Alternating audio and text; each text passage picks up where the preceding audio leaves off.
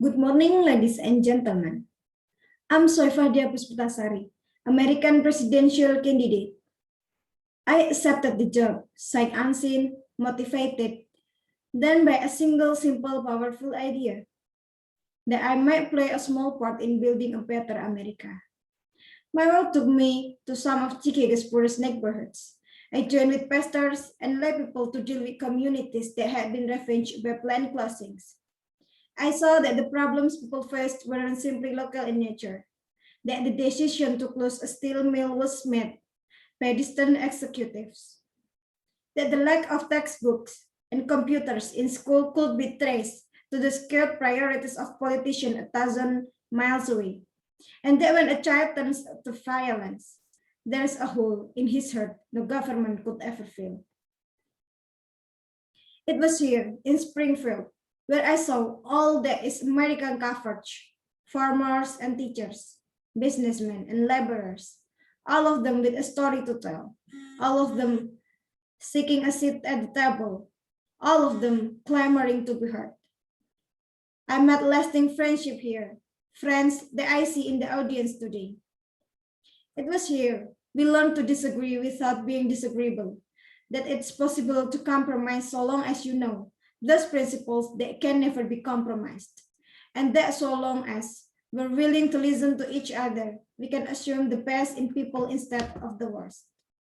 That's why we were able to reform a death penalty system that was broken. That's why we were able to give health insurance to children in need.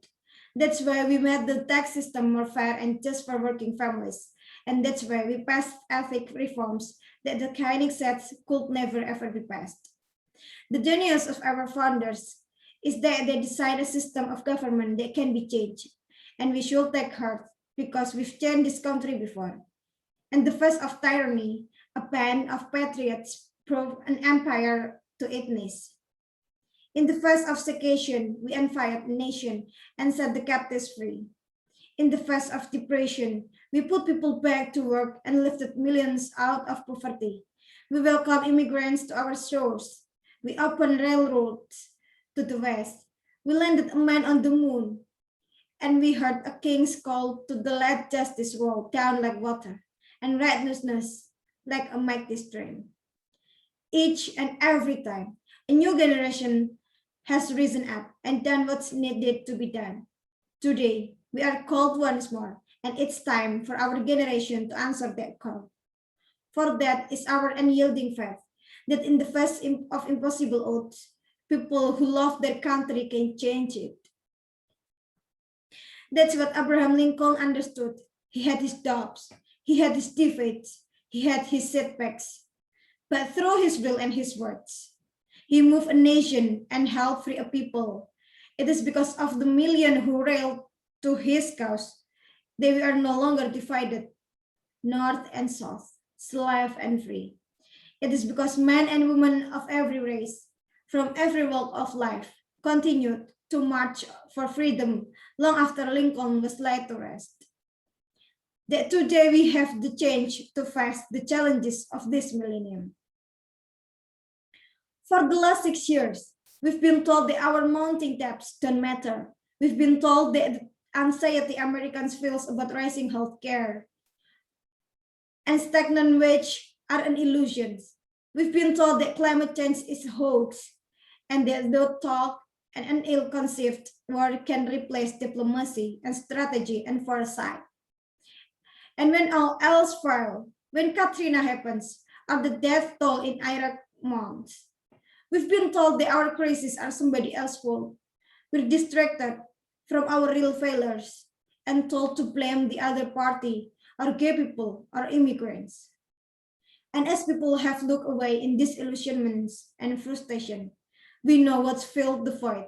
The cynics and lobbyists and the special interests who've turned our government into a game only they can afford to play. They write the checks and you get stuck with the bills. They get the access while you get to write a letter. They think they own this government, but we're here today to take it back. The time for that politics is over. It's time to turn the page. We've made some progress already, I was proud to help lead the fight in Congress that led to the most sweeping ethics reform since Buttigieg. But Washington has a long way to go, and it won't be easy. That's where we'll have to set priorities. We'll have to make hard choices, and although government will play a crucial role in bringing about the change we need, more money and programs alone will not get us where we need to go. Each of us in our own lives will have to accept the responsibility for instilling an ethic of achievement in our children, for adapting to a more competitive economy, for strengthening our communities and sharing some measure of sacrifice. So let us begin. Let us begin this hard work together. Let us transform this nation. Let us be the generation that reshapes our economy to compete in digital age. Let's set high standard for our school and give them the resources they need to succeed. Let's recreate a new army of teachers and give them better pay and more support in exchange for more accountability. Let's make college more affordable and let's invest in scientific research. And let's lay down broadband lines through the heart of inner cities and rural towns all across America. Let's be the generation that ends poverty in America. Every single person willing to work should be able to get job training that leads to a job and earn a living wage that can pay the bills and afford child so their kids have a safe place to go when they work. Let's do this. Let's be the generation that finally tackles our healthcare crisis.